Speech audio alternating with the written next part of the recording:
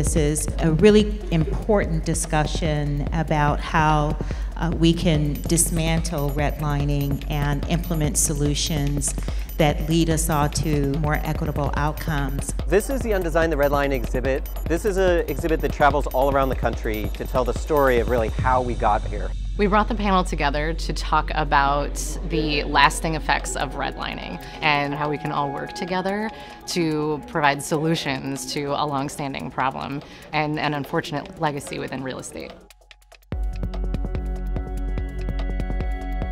I was really blown away by the exhibit to really see the challenges of redlining laid out on a timeline in that way. It really reinforced that it may have been something that was in effect decades ago and that technically is illegal now. But when you see the ramifications and how people have fought against it throughout history, but how others have sought to bring it back in other ways by calling it different types of policies or different types of restrictions, it just really makes the point that it is something that is a continuing problem and something that we have to work collectively to try to address.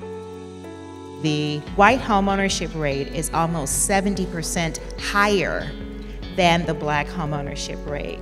And that is not by happenstance. In the 1960s, the homeownership gap was 27%. Today, it is 29%. It has grown. In the rentals space, people of color pay 43% or more in application fees than their white counterparts. The Undesigned Redline exhibit was absolutely incredible. It is chock full of data and information, really important information that tells the story about redlining in the United States, how it started, how it was implemented, and how it is actually impacting us today. So it's a wonderful exhibit. I'm so glad that Zillow was a part of helping to sponsor the Undesigned Redline exhibit here at the CBCF conference. I often tell the story of my family coming here from Korea. My father was in the military. My mother was a new bride. She had her baby daughter, me, at age 1.5. We went to Virginia and we drove around all night trying to find a motel room and no one would rent to us. It was against the law for interracial couples to be married to each other. Fast forward to moving to Tacoma, and we ended up buying a home in South Tacoma. It was very affordable at the time, and the house was paid off by the time I graduated from college.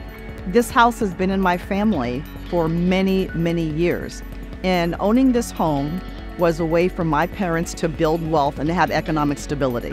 The Mortgage Bankers Association has an initiative that's called Convergence, which brings together local stakeholders that are involved in affordable housing, such as housing counselors, real estate professionals, lenders, local government, and others. We look to close 4 gaps that create barriers to homeownership. The information gap, which relates to the lack of correct information out there about the home buying process that causes people to self-select out. The trust gap, which really just looks at people not trusting financial institutions and others involved in the process because of historical racism. We look at resource gaps, which really relate to the money that people need to purchase a home, either as a down payment or closing costs, and market gap, looking at the housing supply challenges.